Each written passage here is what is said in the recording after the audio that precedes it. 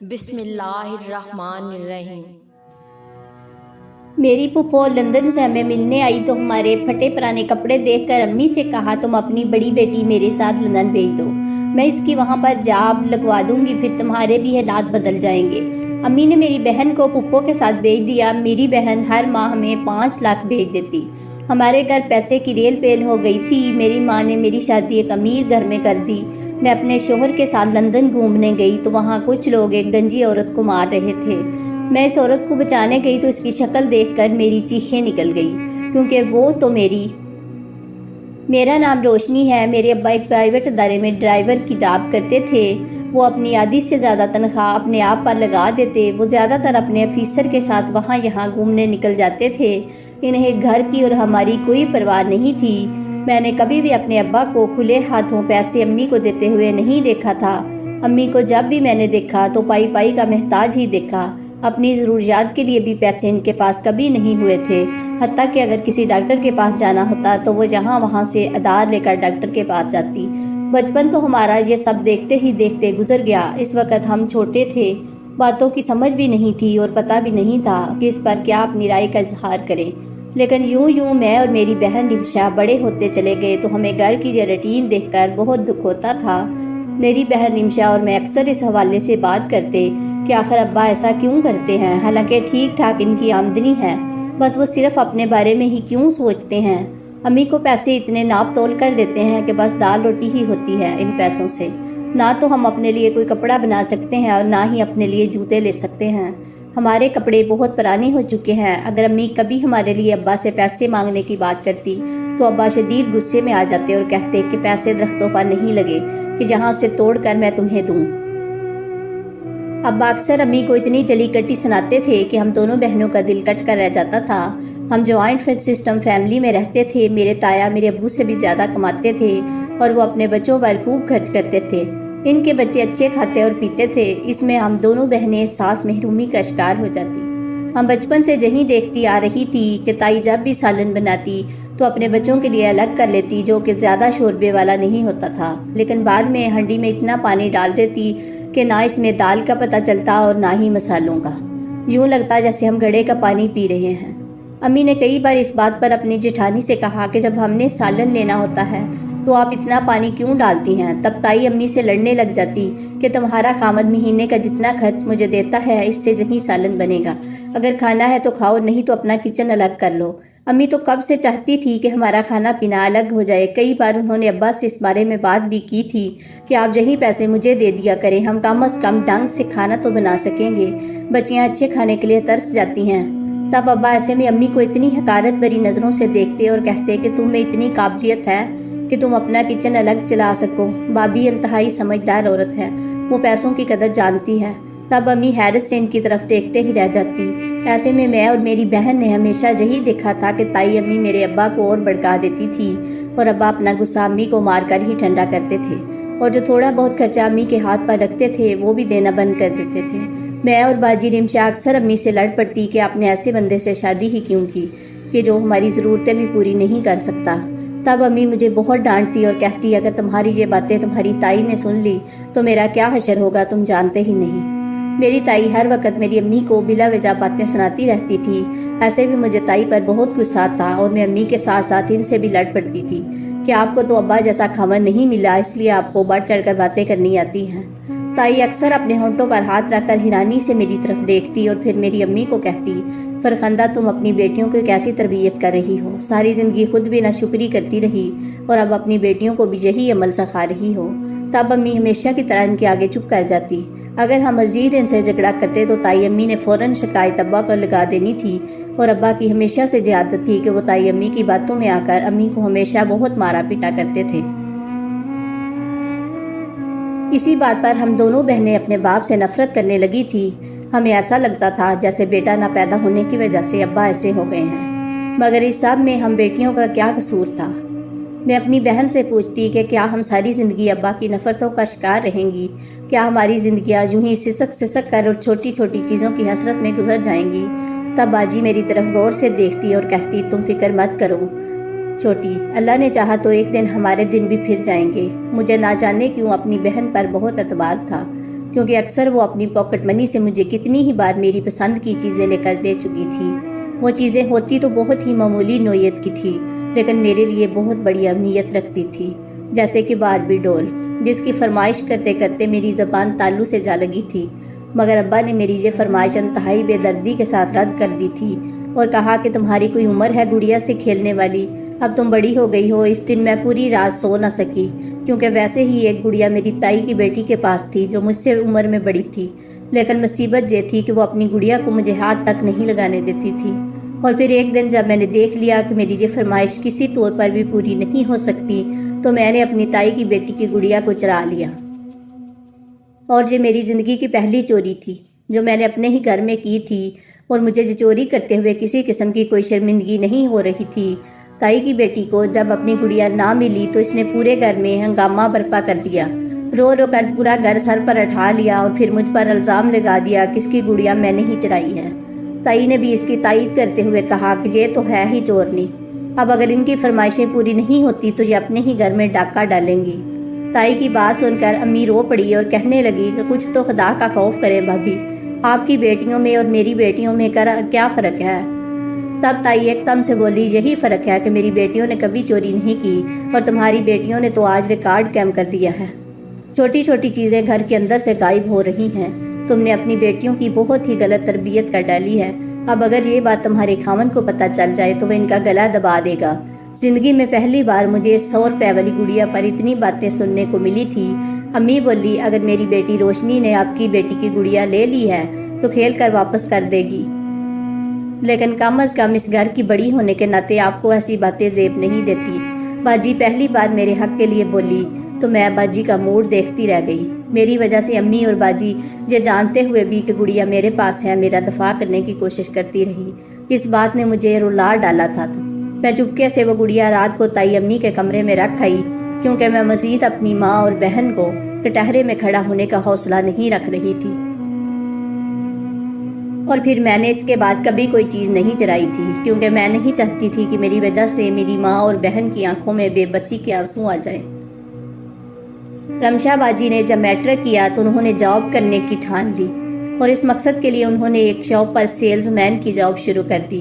امی باجی کی جاب کرنے والے فیصلے پر بالکل بھی راضی نہیں تھی، کیونکہ وہ جانتی تھی کہ اگر ابا کو پتہ چل گیا تو وہ کبھی بھی انہیں جاب کرنے کی اجازت نہیں دیں گے۔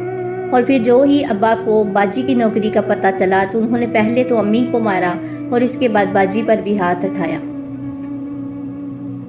اس روز نہ جانے مجھ سے کہاں سے اتنی ہمت آ گئی تھی کہ میں نے آگے بڑھ کر ابا کا ہاتھ روک لیا اور انتہائی سخت لہجے میں ان سے کہا کہ اب ہم بچے نہیں رہے، اگر آپ کو باجی کی نوکری بری لگتی ہے تو نکالیے ہمارا خرچہ، تاکہ ہم بھی ڈھنگ سے انسانوں کے حلیوں میں جی سکیں۔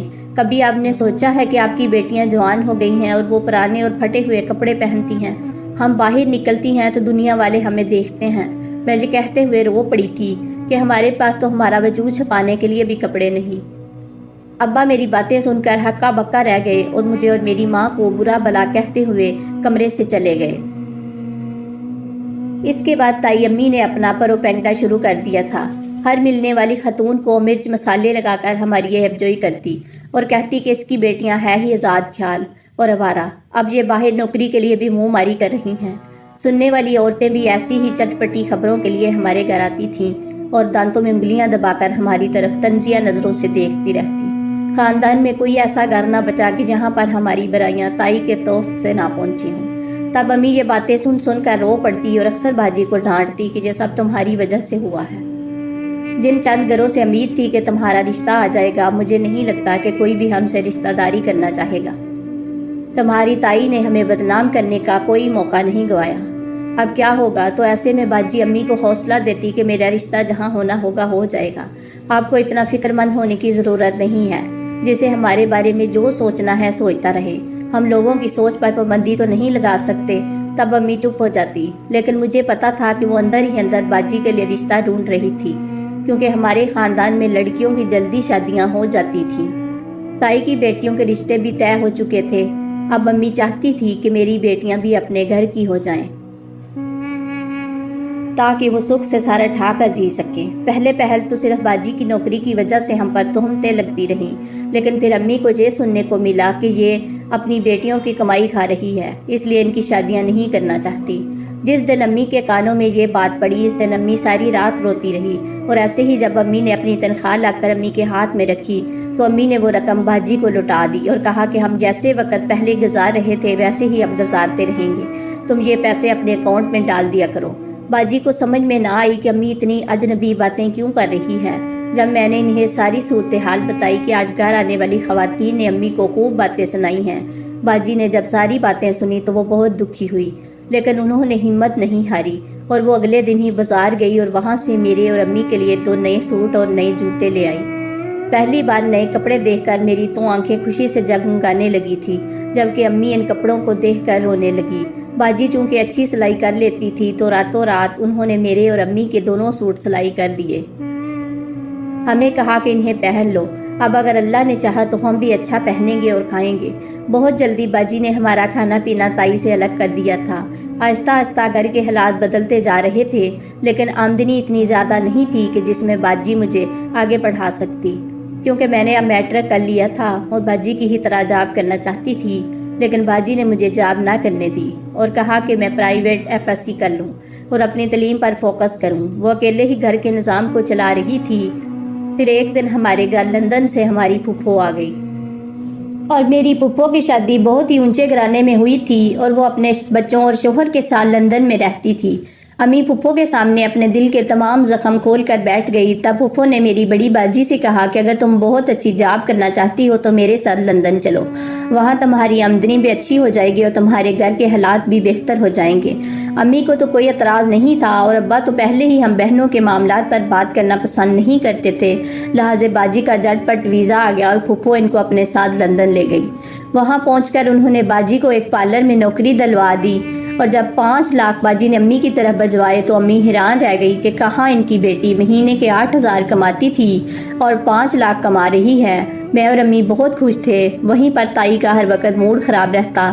امی نے ان پیسوں کو بہت ہی احتیاط اور سمجھداری کے ساتھ استعمال کرنا شروع کر دیا۔ سب سے پہلے انہوں نے اپنے پورشن کی مرمت کروائی کہ جب سے وہ بیاہ کر آئی تھی کبھی بھی اس گھر میں رنگ روغن نہیں ہوا تھا۔ امی کے ذہن میں یہی بات تھی کہ گھر اچھے سے سیٹ ہو جائے تاکہ میرا رشتہ دیکھنے کے لیے آنے والوں پر اچھا امپریشن پڑے۔ پھر آہستہ آہستہ انہوں نے گھر کے لیے اچھی کراکری خریدی، کیونکہ ہمارے گھر اگر کوئی مہمان آ جاتا تو تائی سے برتن لینے پڑتے تھے، اس لیے امی نے ٹی سیٹ کے ساتھ ڈنر سیٹ بھی خریدا، اور ساتھ ہی ساتھ وہ میرے جہیز کے لیے بھی چیزیں جمع کرتی جا رہی تھی، کیونکہ ابا کو تو نہ باجی کی اور نہ ہی میری شادی کی کوئی فکر تھی، نہ ہی انہوں نے کبھی اس حوالے سے امی سے بات کی تھی، لہٰذا ہمارے حوالے سے سب کچھ امی ہی اب سوچ رہی تھی۔ انہی دنوں باجی نے پیسے بھیج کر میرا شہر کے بہترین کالج میں ایڈمیشن کروا دیا تھا، اور آنے جانے کی وین بھی باجی نے ہی کروا کر دی تھی، اور مجھے کہا کہ جتنا پڑھنا ہے پڑھ لو تاکہ تمہارے دل میں کوئی حسرت نہ رہے۔ میں ہر دم اللہ کا شکر ادا کرتی رہتی کہ جس نے اتنی دریا دل بہن مجھے عطا کی تھی۔ ہمارے گھر کے اچھے حالات دیکھ کر تائی کا موڈ بھی ہم سے اچھا ہونے لگا تھا۔ خاندان میں دیگر رشتہ دار خواتین بھی اب تائی کی نسبت ہمارے گھر میں زیادہ بیٹھنا پسند کرتی تھی، اور وہ غیبتیں جو کبھی وہ امی کی تائی کے سامنے کیا کرتی تھی اب تائی کی امی کے سامنے کرنے لگی تھیں۔ مجھے یہ سب دیکھ کر بہت ہنسی آتی تھی۔ تائی امی نے ہمارے گھر میں دولت کی ریل پیل جب دیکھی تو انہوں نے میرا رشتہ اپنے بیٹے کے لیے مانگ لیا۔ شاید ان کے ذہن میں ہوگا کہ میں بہت اچھا جہیز لے کر آؤں گی۔ میں نے امی کو صاف انکار کر دیا، میں زہر کھا کر مر جاؤں گی لیکن تائی کے بیٹے سے شادی نہیں کروں گی۔ تائی کے کہنے پر ابا نے بھی بہت زور دیا کہ میرا رشتہ یہی ہو جائے، مگر امی نے صاف صاف کہہ دیا کہ جہاں پر بچیوں کی خواہش ہوگی میں وہیں ان کا رشتہ کروں گی۔ تب ابو چپ ہو گئے۔ اسی طرح ایک اچھے گھر سے میرا رشتہ آیا تو امی نے فوراً ہاں کر دی، اور میری مہینے کے اندر اندر شادی ہو گئی، اور میں رخصت ہو کر اپنے شوہر سجاد کے ساتھ گھر آ گئی۔ سجاد کی فیملی بہت امیر تھی، وہ مجھے شادی کے دوسرے دن ہی ہنی مون کے لیے لندن لے گیا۔ لندن میں مجھے ہنی مون سے بھی زیادہ باجی سے ملنے کا شوق تھا۔ میری تو اپنے محسن جیسی باجی کو دیکھنے کے لیے آنکھیں ہی ترس گئی تھی۔ میں نے سجاد سے ایک فرمائش کی کہ مجھے اپنی بہن کے لیے تھوڑی سی شاپنگ کرنی ہے، تو وہ خوشی خوشی مجھے ایک مال میں لے گیا، جہاں سے میں نے باجی کے لیے کپڑے اور پرفیوم لیا تھا۔ اچانک اس مال کے باہر لوگوں کا بے شمار رش جمع ہونے لگا۔ میں بھی سجاد کے ساتھ باہر آئی یہ دیکھنے کے لیے کہ آخر ہوا کیا ہے۔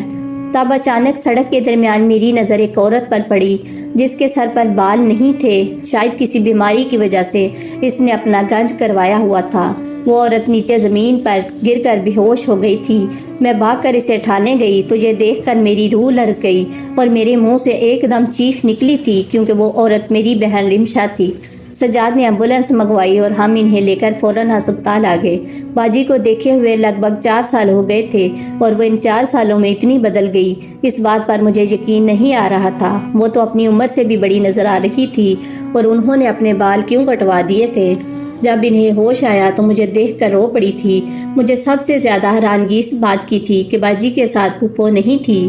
میں نے جب ان سے پھوپھو کے بارے میں پوچھا تو وہ ایک دم سے اٹھ کر بیٹھ گئی۔ انہیں کوئی ضرورت نہیں ہے اطلاع دینے کی، بس خاموش رہو۔ مجھے ان کی بات سن کر بڑی حیرت ہوئی کہ وہ ایسا کیوں کہہ رہی ہے۔ پھر میں ان کو لے کر پھوپھو کے گھر آئی تو پھوپھو نے جو ہی باجی کو دیکھا تو وہ ان سے لڑنے لگی کہ تم کہاں چلی گئی تھی، کم از کم بتا کر باہر نکلا کرو۔ تب باجی خاموش ہو گئی۔ مجھے پھوپھو کا رویہ بہت برا لگا تھا۔ میں اور سجاد ابھی بیٹھے بھی نہ تھے کہ پھوپھو کا بیٹا ہمارے سامنے آ گیا، جسے دیکھ کر میں حیران رہ گئی۔ جب اس نے باجی کو میری دلہن کہہ کر پکارا تھا تب باجی نے ایک دم ہی مجھ سے نگاہیں چرا کر دوسری طرف دیکھنا شروع کر دیا، جبکہ پھوپھو ایک دم سے گھبرا گئی اور اسے لے کر وہاں سے جانے لگی۔ باجی یہ سب کیا ہے؟ آپ کو میری دلہن کیوں کہہ رہا ہے؟ کیونکہ میں جانتی تھی کہ پھوپھو کا اکلوتا بیٹا آدھا پاگل تھا۔ اس کا بہت علاج کروایا تھا مگر وہ مکمل طور پر ٹھیک نہیں ہوا تھا۔ لیکن وہ باجی کو ایسا کیوں کہہ رہا ہے وہ میری سمجھ سے بالاتر تھا۔ میری بات پر باجی رو پڑی۔ وہ مجھے لے کر اپنے کمرے میں گئی۔ پھر جو ہی انہوں نے مجھے اس بارے میں بتایا تو میرا دماغ چکرا گیا۔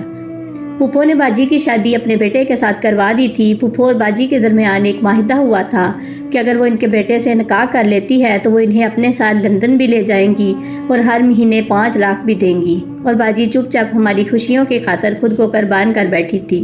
اور باجی کو کوئی بیماری نہیں تھی، بس ان کے شوہر ہر ماہ اپنے بال کٹوا دیتے تھے اور پھر وہ ضد کرتے کہ ان کی دلہن کے بھی بال کٹوائیں، اس لیے باجی اس کو خوش رکھنے کے لیے اپنے بال کٹوا دیتی تھی۔ میں یہ سوچ سوچ کر ندامت کے گڑھے میں گرتی جا رہی تھی کہ باجی نے ہماری خاطر اپنی سب خوشیوں کو داؤ پر لگا دیا۔ جب میں نے یہ بات اپنے شوہر سجاد کو بتائی تو ان کا دل بھی دکھی ہو گیا تھا۔ مجھے یہ بات بتاتے ہوئے بہت خوشی ہوتی ہے جب سجاد نے باجی کو کہا تھا کہ ہم تمہارا پورا ساتھ دیں گے، بس تم اپنے شوہر سے کھلا لے لو۔ میں وعدہ کرتا ہوں میں اپنے خاندان میں کوئی اچھا رشتہ ڈھونڈ کر تمہاری شادی کروا دوں گا اور کسی کو تمہارے باجی کے بارے میں کچھ نہیں بتاؤں گا۔ باجی نے ہماری بات مان لی تھی اور پھر اپنے شوہر سے طلاق لے کر وہ ہمارے ساتھ پاکستان آ گئی تھی۔ وعدے کے مطابق چند ماہ بعد سجاد نے اپنے کزن عقیل سے باجی کی شادی کروا دی۔ امی کو پہلے تو بہت صدمہ پہنچا تھا مگر جب باجی اور میں اپنے گھر میں خوشی خوشی رہنے لگی تو انہیں بھی تسلی ہو گئی تھی۔ آج ہم بہنیں اپنے گھر اور امی اپنے گھر ہنسی خوشی رہ رہی ہیں۔ ہماری ویڈیوز اگر آپ کو پسند آ رہی ہیں تو ضرور لائک کیجئے اور اگر آپ نے ہمارا چینل سبسکرائب نہیں کیا تو ضرور کیجئے۔ اس کے ساتھ ساتھ بیل آئیکن پر بھی لازمی کلک کیجئے تاکہ ہماری ہر آنے والی ویڈیو آپ تک پر وقت پہنچ سکے۔ اللہ حافظ۔